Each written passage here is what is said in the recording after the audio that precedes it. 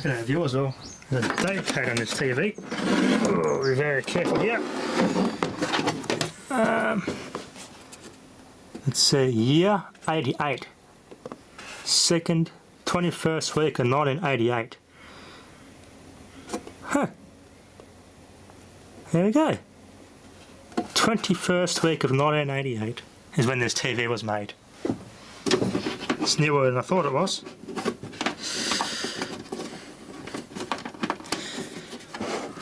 There we go. About as old as I am, this TV. I thought it was from 78 or something like that, but it's not, it's from 1988. Interesting. They're still made of that older vintage 70s style that year.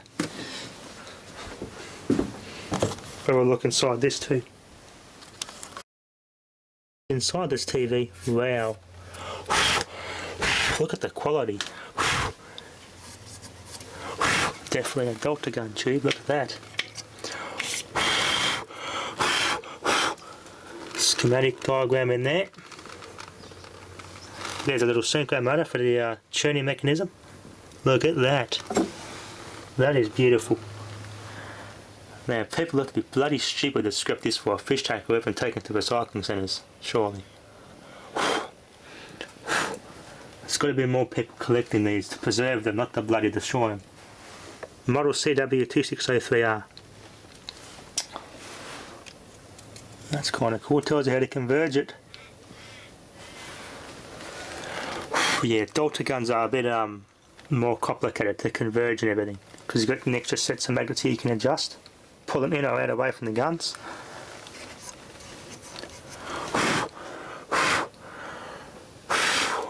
Oh, she's a dusty one. Look at those speakers. Wow. This is quality TV. Nice power transformer. Sonar. That's a J-car brand. Sonar transformer. J-car saw those. Or used to. I don't know if they sell them now. Master switch, which turns the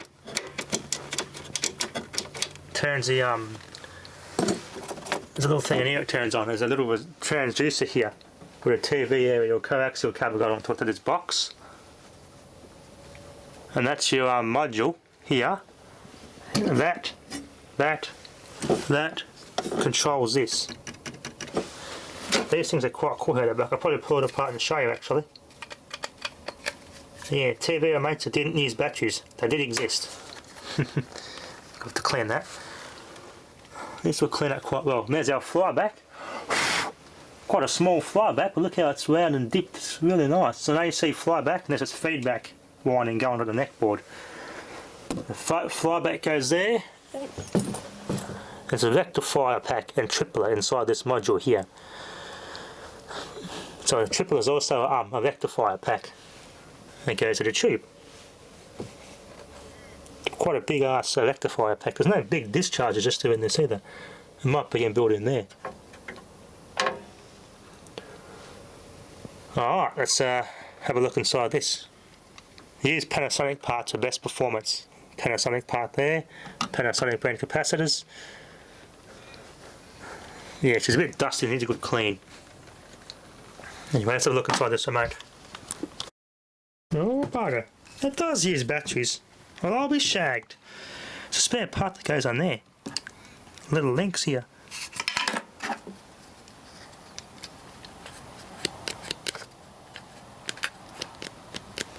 Okay, that's come off. Ah, that's the electrical component contact connector of the switch. That's the electrical part of the switch right there. Slides a contactor back and forwards. So it works like that. This one looks like the plastic's broken off. Okay, that's broken off. Gonna have to fix that. There's been a slight amount of corrosion, but not too bad. Not much damage has been done. So this has been done by the previous owner. They must have found out why it wasn't working and have looked at it and stuck that in there. It's a good thing they didn't lose it.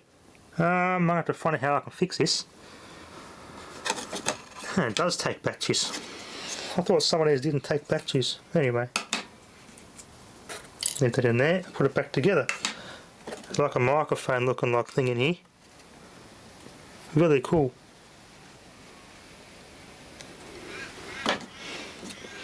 Yeah, if you see any old TVs like this, they're worth preserving. People are fish tanking and scrapping them, they've got rocks in their bloody head. They should be preserved like the old valve ones, these old Japanese ones, because they are very well built.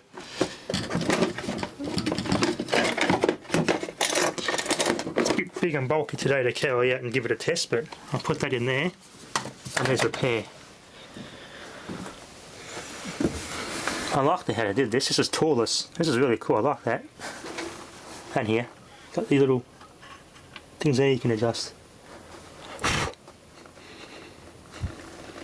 I can't see a date code in the cabinet though. Not this cabinet. Doesn't have a date code in there. There's more controls here that adjust the convergence and everything. Everything's match sheet of branded a whole lot.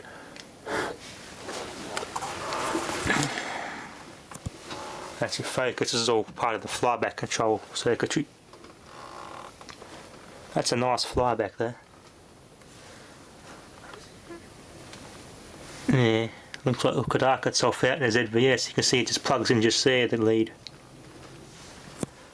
Really close look at that. For Anthony, high line voltage 1 rules. Bit of flyback porn for you. Not a Sprague. No, that's not a Sprague, is it? 1500 volts Panasonic capacitor. High voltage electrolytic. I thought that was a Sprague capacitor. It's not. It's a high voltage Matsushita capacitor. Look at the quality of components. This is really cool. Transformer has its little filtering circuit, fuses on both the active and neutral lines. It's got 240 volts and 6.3 volts and 120 volt tap. 6.3 volts. See, that's something that's used in the valve application.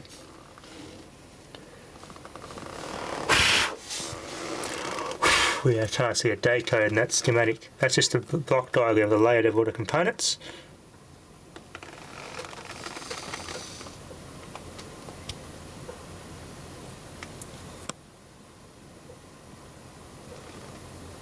Well,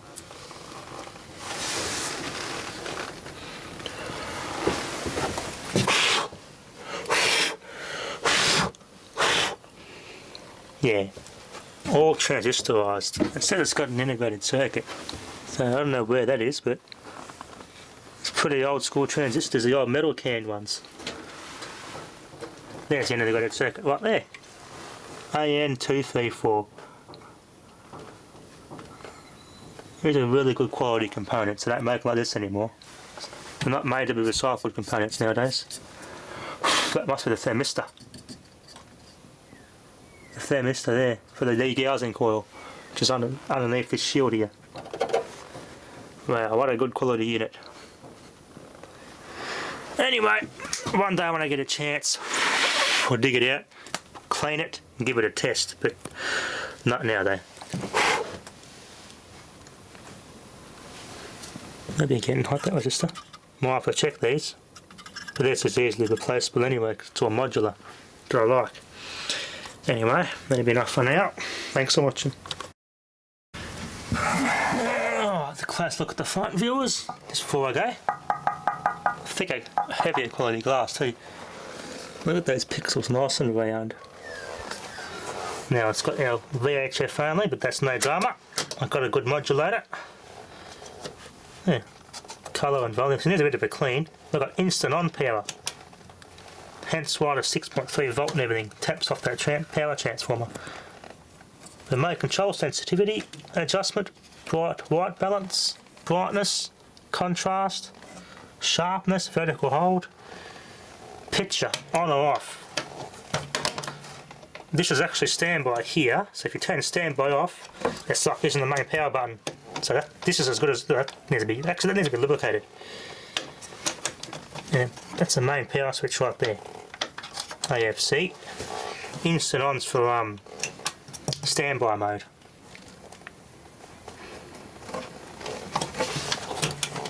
I hope the bloody that doesn't keep the tube filaments on there. Well, the COT looked okay. I looked inside the neck, it didn't look too burnt, so I'll be using this anyway. It's not advisable to use Instant On, even in those days. It wasn't a very good feature because all it does is just keep the filaments burning and just wears stuff right out, and your TV doesn't last very long at all. So yeah, I'm hopefully using Instant On. There's a transducer receiver for the remote. Anyway, that'll be enough for now. Thanks for watching.